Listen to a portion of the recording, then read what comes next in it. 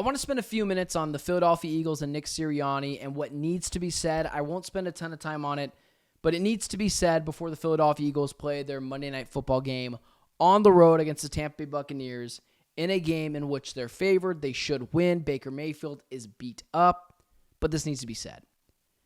Nick Sirianni needs to be fired by the Philadelphia Eagles if they lose on Monday night. And they could absolutely lose on Monday night.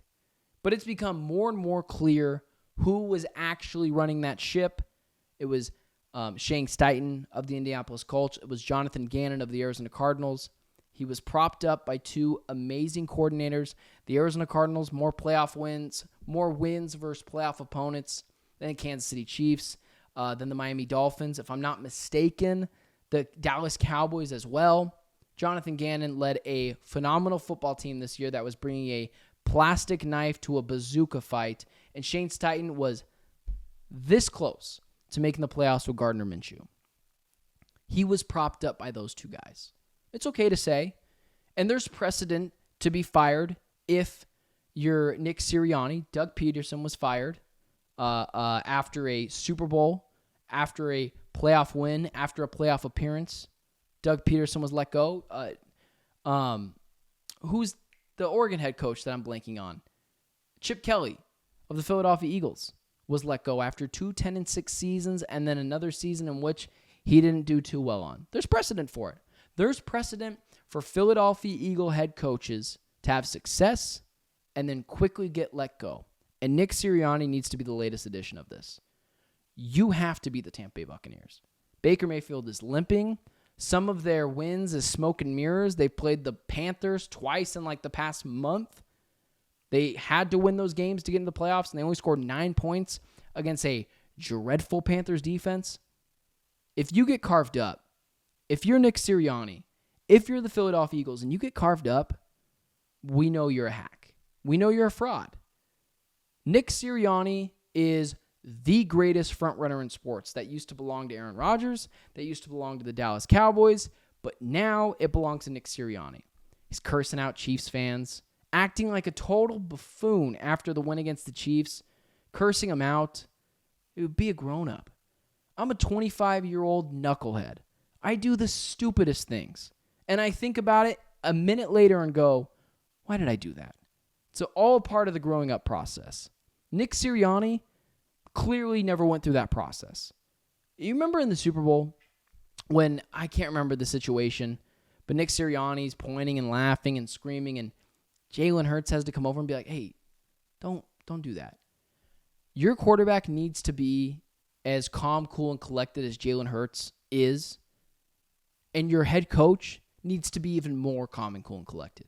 He's the leader of that team, and he's acting like a clown on the sidelines. Nick Sirianni acted like a buffoon, and he was a front runner, and he was cursing out Chiefs fans, and he was acting like a buffoon at the Super Bowl. Jalen Hurts had to calm him down, and now we've seen he's been propped up by coordinators like Jonathan Gannon and Shane Steichen, and it's insane to me how he's acted through this stretch of time. Started off the season 10-1, finished 11-5.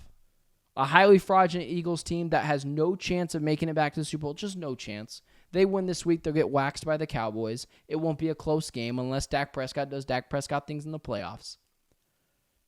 But what has to be said here has to be said. Nick Sirianni has to be let go if he loses this game on Monday. Imagine what the Philadelphia Eagles would look like if Jim Harbaugh stepped in, and he would step in there. Good quarterback, good personnel, smart head coach in Jim Harbaugh, offensive guy. Or what about a Bill Belichick could go there? A Mike Vrabel. It's a highly sought-after destination, and you have to capitalize on it if you don't think you have the guy. So really smart thing said this morning by Nick Wright on one of the podcasts I listened to.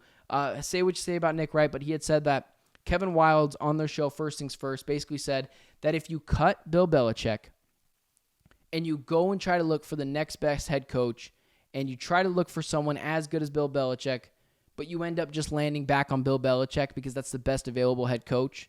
So why would you cut Bill Belichick? It's the inverse, and Nick said this today on some podcast, that if you cut Nick Sirianni, how many people are rushing to give Nick Sirianni a job? Probably not many. And if that's the case, if you don't have many people vying for him to be their head coach, why would he be your head coach? I thought it was really smart by Nick Wright this morning on a podcast that he was mentioning. So Nick Sirianni absolutely has to go for the Philadelphia Eagles if they lose on Monday.